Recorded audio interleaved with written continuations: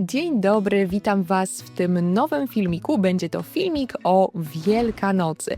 Nagrywam ten filmik właśnie w Wielkanoc, którą obchodzimy w tym roku w Polsce 5 kwietnia. Wielkanoc to jest święto z datą ruchomą, niestałą, więc mówię, że w tym roku obchodzimy ją 5 kwietnia, dlatego że ta data co roku się zmienia, co roku jest inna. Czekałam długo na jakiś idealny moment, żeby zacząć nagrywać piękny filmik. Pewnie za mną możecie usłyszeć jakieś odgłosy w tle, dźwięki w tle. Taki moment myślę, że nigdy nie nadejdzie, więc po prostu wykorzystuję każdą wolną chwilę.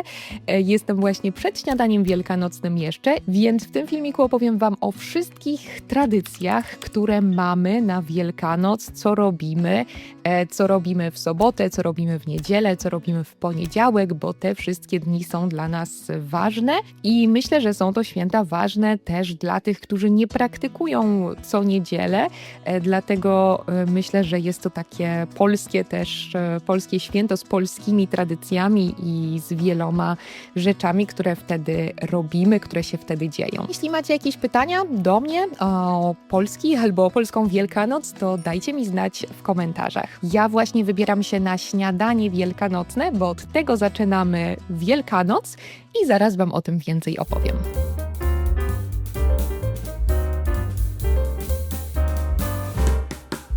Już jesteśmy po tym śniadaniu wielkanocnym. Przyprowadziłam moją siostrę jeszcze do tego filmiku. Wyszłyśmy na spacer, bo jest piękna pogoda dzisiaj akurat, więc idealnie się złożyło. No i co, jak tam wrażenia po tym śniadaniu wielkanocnym? U nas tradycyjne śniadanie wielkanocne, więc zjadłyśmy już żurek i poświęcone wczoraj pokarmy ze święconki. Także na stole znalazły się jajka, oczywiście, chleb, kiełbasa poświęcone wczoraj z koszyczka, a poza tym inne potrawy, które też zjadłyśmy w trakcie tego śniadania, deser, ciasta. Więc jedzenia nie brakowało. Nie tłumaczyłam jeszcze, czym takim jest święconka. Kiedyś nagrałam zresztą o tym filmik, więc wstawię Wam link tutaj, jeśli macie ochotę sobie wszystko przypomnieć. Ale tak w skrócie może szybko wytłumaczymy. Nie wiem, czy chcesz powiedzieć, co to jest święconka, skąd się bierze ta nazwa? Święconka to koszyczek, w którym znajdują się najważniejsze pokarmy wielkanocne, czyli właśnie, jak już wspomniałam, chleb, kiełbasa, sól, pieprz, chrzan, jajka, którymi idziemy w sobotę z rodzinami do kościoła, żeby je poświęcić, a później jemy je w trakcie śniadania wielkanocnego. Tak, w tym roku nie zrobiłyśmy zdjęcia naszego koszyczka wielkanocnego, ale pamiętam, że zrobiłyśmy je kilka lat temu w trakcie mojej ostatniej Wielkanocy w Polsce, bo długo mnie nie było, więc 3 lata temu, więc wstawiam Wam zdjęcie tutaj takiego koszyczka, który zrobiłyśmy 3 lata temu. W tym roku zrobiłam zdjęcie koszyczka mojej córki, która też miała prawo nieść swój mały koszyczek i postawić go na stole, bo stawia się go na takim dużym stole, gdzie ksiądz święci tradycyjnie te wszystkie koszyki, te wszystkie pokarmy. I to jest właśnie święconka, tak jak mówiła Monika. I też jemy żurek. Nie wiem, czy wspomniałaś już o tym wcześniej. Żurek to jest... To barszcz biały z jajkiem, kiełbasą, który jemy w trakcie śniadania wielkanocnego, co nie jest raczej typowe w polskiej tradycji, żeby jeść zupy na śniadanie, ale w ten dzień właśnie w Wielkanoc tak robimy. Czy ta tradycja jest taka dobra? Nie wiem, ale tak to kultywujemy. Tak, to było pytanie, które zadawałyśmy sobie dzisiaj w trakcie tego śniadania wielkanocnego, czy nie powinno się przypadkiem zmienić tych tradycji. Teraz 2 lata z rzędu byłam we Francji w trakcie świąt wielkanocnych, no i tam ten uroczysty jest obiad, więc sama zaczęłam się zastanawiać, czy nie lepiej byłoby przenieść żurek na obiad i może byłoby to lepsze dla naszych żołądków, bo mój żołądek nie za bardzo miał ochotę zjeść ziemniaki pływające w zupie o 10 rano. No, zaczęliśmy trochę później, o 11, więc może była to już taka forma brunchu.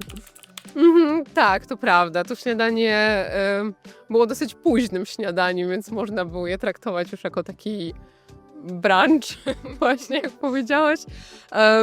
Ale mimo wszystko myślę, że lepszym pomysłem byłoby zostawienie zupy na późniejszą porę. I co robimy później? Niektórzy życzyli mi udanego szukania jajek. Czy w Polsce szukamy jajek? Myślę, że bardziej dzieci szukają jajek i mogą faktycznie je znaleźć, czyli drobnych prezentów, które są gdzieś ukryte, a dorośli, no nie wiem, pewnie zależy to od tradycji, które akurat ma się w danej rodzinie.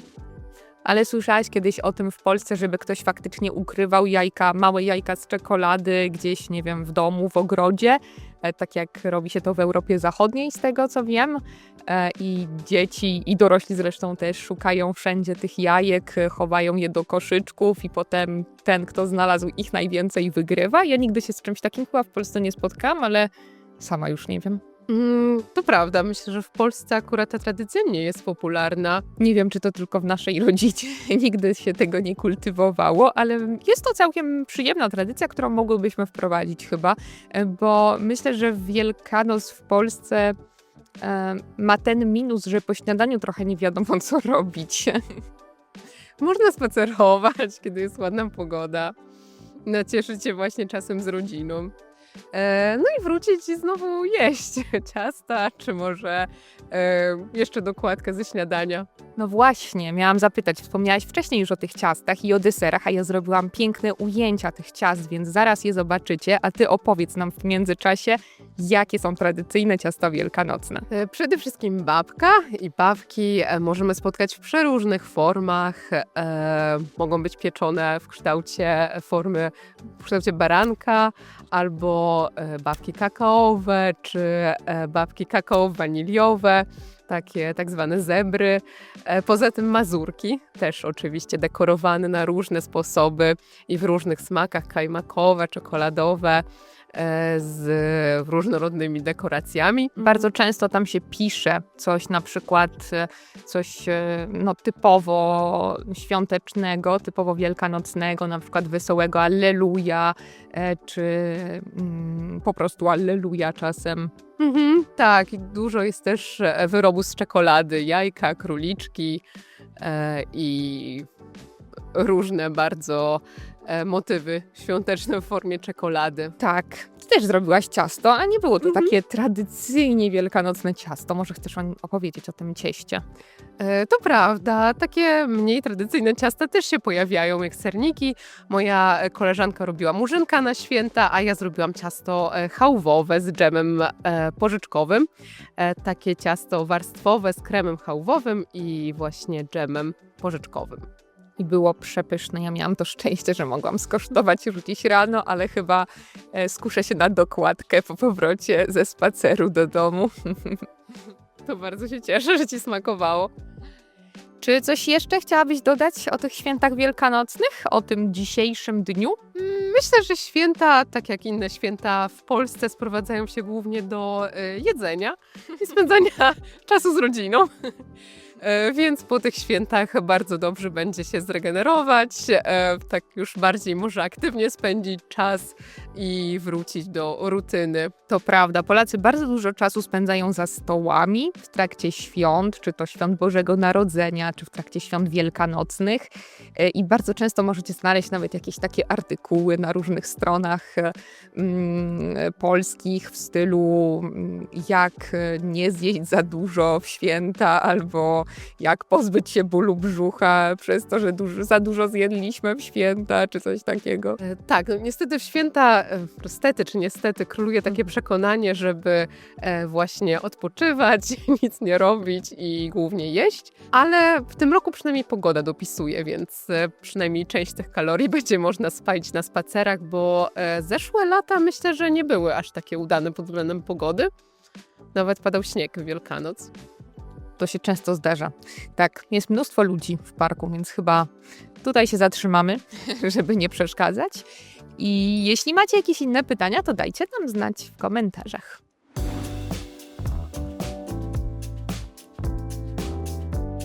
I już jest poniedziałek. Moja siostra znowu zgodziła się wziąć udział w tym filmiku ze mną, więc kontynuujemy razem. Niestety już nie na dworzu, bo pogoda jest gorsza niż wczoraj, zdecydowanie gorsza. Jest bardzo silny wiatr, więc dzisiaj jesteśmy już w środku. I co? Podsumujemy trochę, bo to już przecież koniec świąt. Ale nie koniec tradycji wielkanocnych. A, tak, faktycznie. To nie koniec tradycji wielkanocnych. A co to za tradycja? Może chcesz wytłumaczyć? To lany poniedziałek. Inaczej śmigus dyngus. Tego się nie spodziewałam. Faktycznie w lany poniedziałek oblewamy się wodą. Jest to dzień po Wielkanocy, ale dzisiaj już rzadko to obchodzimy tak naprawdę w ten sposób. Oczywiście czasem symbolicznie oblewamy się wodą, ale zapominamy już o tym, żeby kogoś oblać wodą. To prawda, no tym bardziej kiedy jest na dworze dosyć zimno. Chyba nikt nie chciałby zostać nagle oblany kubłem zimnej wody, bo mogłoby to się źle skończyć. Więc już teraz raczej symbolicznie to obchodzimy, jeśli w ogóle. Często właśnie z użyciem takich pisanek, które ma Monika. Czasem niektóre dzieci mają też pistolety na wodę, ale tak, wiadrami raczej nikt już nie oblewa, chociaż kiedyś się tak robiło, szczególnie na wsiach, bo w ogóle cały ten zwyczaj oblewania wodą nie jest chrześcijańskim zwyczajem, został potem połączony z Wielkanocą, ale jest to słowiański zwyczaj, słowiańska tradycja. Słowianie wierzyli, że dzięki temu oblaniu wodą oczyszczą się z zimy i wejdą w tę wiosnę, w tę nową porę roku, w to nowe życie, można powiedzieć. I miało to też trochę znaczenie matrymonialne. Nie wiem, czy pamiętasz coś z tej historii? Tak, kiedy jakiemuś chłopakowi podobała się dziewczyna z tej samej wioski, to właśnie w ten dzień mógł oblać ją wodą. I no były to takie pewnego rodzaju końskie zaloty. Tak, mówiło się, że im bardziej mokra dziewczyna, tym większe ma zainteresowanie, co jest trochę dziwne. Wspomniałam też o tej nazwie śmigus dyngus, to są dwie nazwy, historycznie to były dwie nazwy. Śmigus to było oblewanie właśnie wodą, a dyngus to była jeszcze inna tradycja, która polegała na chodzeniu do innych domów na wsi i zbieraniu jakichś jajek czy innego jedzenia, więc teraz to już zostało połączone tylko w oblewanie się wodą. No więc tym akcentem chyba skończymy ten nasz filmik wielkanocny. Dajcie nam znać w komentarzach, czy w waszych krajach też są takie tradycje, czy oblewacie się wodą, czy jecie śniadanie wielkanocne, czy w ogóle robicie coś zupełnie innego. Dziękuję ci, Monika, że zgodziłaś się wystąpić w tym filmiku i że oblałaś mnie wodą. Czy to przynosi szczęście? Mam nadzieję, że tak. Mam nadzieję, że tak. Ja mam jeszcze trochę wody w mojej pisance. Na pewno ją wykorzystam. To my idziemy szukać, kogo oblać dalej wodą. Dziękujemy wam jeszcze raz za to, że byliście tu z nami i do zobaczenia w kolejnych filmikach, do usłyszenia w kolejnych podcastach. Mam nadzieję, że z Moniką. Do zobaczenia. Pa, pa. Pa, pa.